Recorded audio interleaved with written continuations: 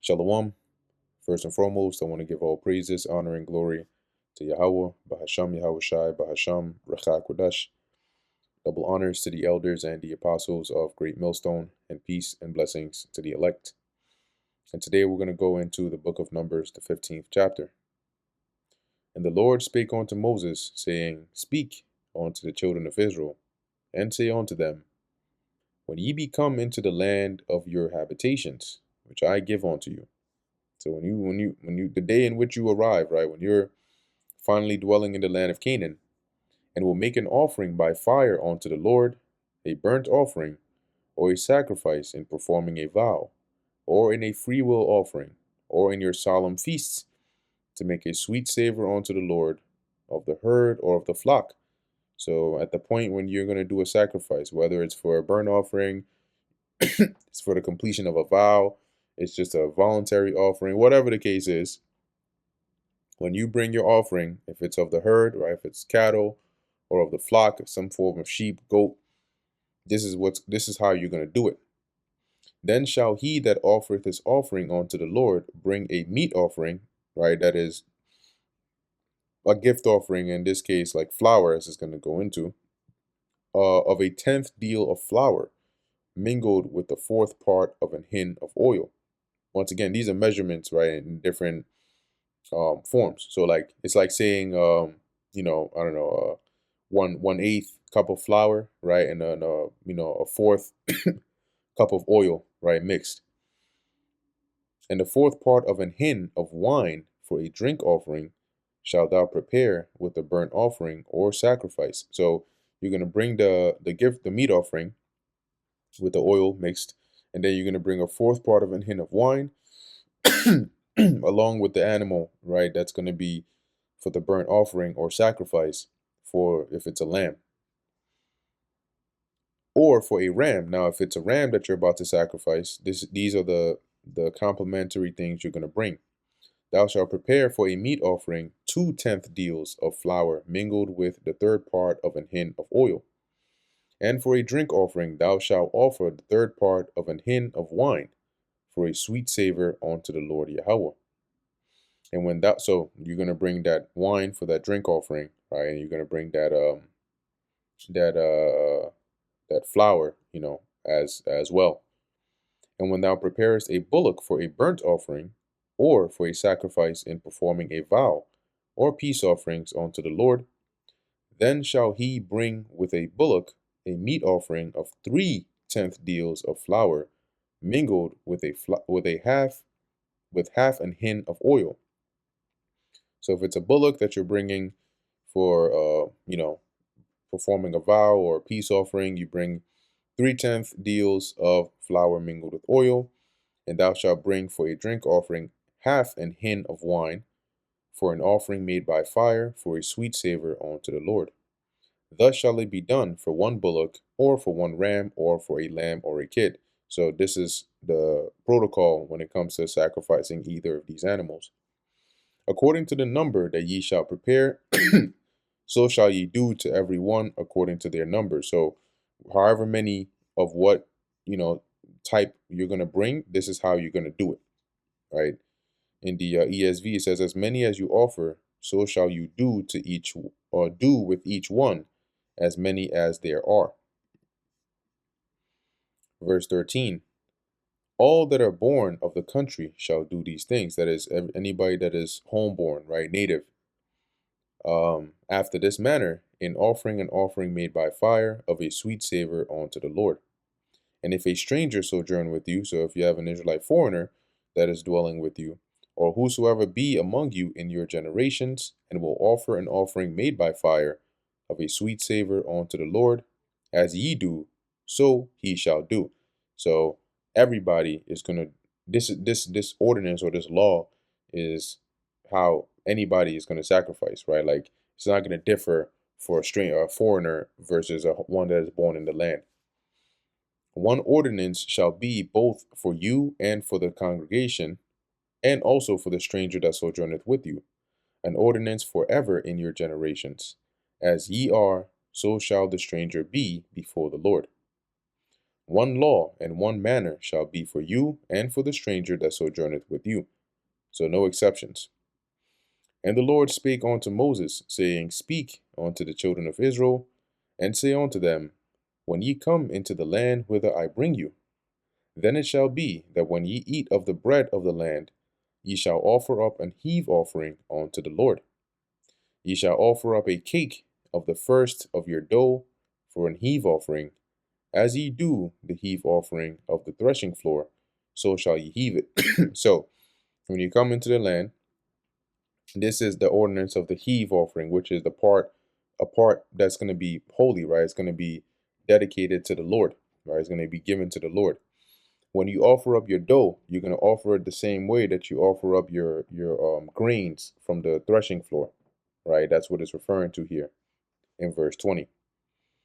Of the first of your dough ye shall give unto the Lord an heave offering in your generations, right? Because now dough doesn't just grow out the ground in that form, right? It's from the very grains that you grind, right, into that flour, and then you mix it up to get that dough. If ye have erred and not observed all these commandments which the Lord hath spoken unto Moses. So if anybody transgresses and sins, even all the Lord even all that the Lord hath commanded you by the hand of Moses, from the day that the Lord commanded Moses, and henceforward among your generations. So if any of you transgress when you come into the land, and you break any of the commandments that the Lord commanded Moses, right, since you all throughout your journey, even up until that land, then it shall be, if aught be committed by ignorance, without the knowledge of the congregation.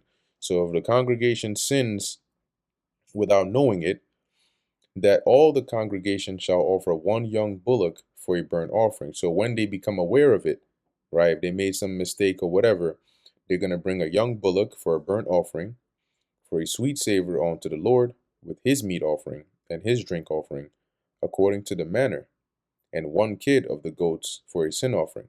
And we read a couple verses above what that manner was, right? How much is going to be for the drink offering, how the meat offering is going to be based on the type of animal you're coming to sacrifice. And the priest shall make an atonement for all the congregation of the children of Israel, and it shall be forgiven them, for it is ignorance. And they shall bring their offering, a sacrifice made by fire, unto the Lord, and their sin offering before the Lord for their ignorance. And it shall be forgiven all the congregation of the children of Israel, and the stranger that sojourneth among them, seeing all the people were in ignorance. And if any soul sin through ignorance, so firstly, this was if the whole congregation sins through ignorance. Next, if an individual sins through ignorance, then he shall bring a she-goat of the first year for a sin offering.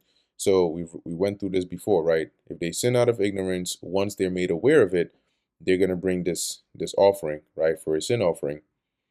And the priest shall make an atonement for the soul that sinneth ignorantly, when he sinneth by ignorance before the Lord, to make an atonement for him, and it shall be forgiven him. Ye shall have one law for him that sinneth through ignorance, both for him that is born among the children of Israel, and for the stranger that sojourneth among them. So an Israelite that is a foreigner, or one that is born in the land, is the same law. But the soul that doeth aught presumptuously, meaning you're not ignorant of the fact, you did this willfully, whether he be born in the land or a stranger, the same reproacheth the Lord, right? Because you don't fear or respect or reverence the Lord, hence you are breaking his commandments willfully. And that soul shall be cut off from among his people, because he hath despised the word of the Lord, and hath broken his commandment. That soul shall utterly be cut off, his iniquity shall be upon him. And so here, the way he would be cut off would be as it says, his iniquity shall be upon him. So whatever, according to what punishment or what sin he transgressed, that's the iniquity or the punishment that would be incurred upon him. And while the children of Israel were in the wilderness, they found a man that gathered sticks upon the Sabbath day. And they that found him gathering sticks brought him unto Moses and Aaron, and unto all the congregation. So they said, oh, You gathering sticks on the Sabbath? Uh-uh. They grabbed him up and they brought him to Moses and Aaron. And they put him in ward because he was not declared, or because it was not declared what should be done to him. And more than likely, he was going to go light a fire, right? um, so they basically put him in confinement, and they didn't, because they had to go and inquire what should happen to him. And the Lord said unto Moses, The man shall be surely put to death. All the congregation shall stone him with stones without the camp. So he's going to be put to death. They're going to bring him outside the camp, then they're going to stone him, put him to death. And all the congregation brought him without the camp, and stoned him with stones, and he died, as the Lord Yahweh commanded Moses. And the Lord spake unto Moses, saying, Speak unto the children of Israel, and bid them that they make them fringes in the borders of their garments throughout their generations, and that they put upon the fringe of the borders a ribbon of blue. So as a result, the Lord said, all right, everybody got to put fringes upon the borders of their garments and a ribbon of blue. And the reason is, verse 39, and it shall be unto you for a fringe, that ye may look upon it and remember all the commandments of the Lord and do them. So you're going to look down and she'll remind you, the commandments, so you don't go transgressing. And that ye seek not after your own heart and your own eyes, after which ye use to go a whoring. And this would basically affect your conscience, right? Because you're about to do something, you know it's off, and then you see the fringes and you know what they represent. So now your conscience is like, all right, so you're really about to do something that you know and have been reminded of by looking at those fringes that is wicked. And you're really about to ignore all that and do it, that ye may remember and do all my commandments and be holy unto your God. I am the Lord Yahweh your God, which brought you out of the land of Egypt to be your God. I am the Lord Yahweh your God. And that brings us to the end of the book of Numbers, the 15th chapter. Lord willing, that was edifying to the elect. In closing, I want to give all praises, honor, and glory to Yahweh, Bahasham, Yahweh Shai, Bahasham, Recha Kodesh. And until next time, Shalom.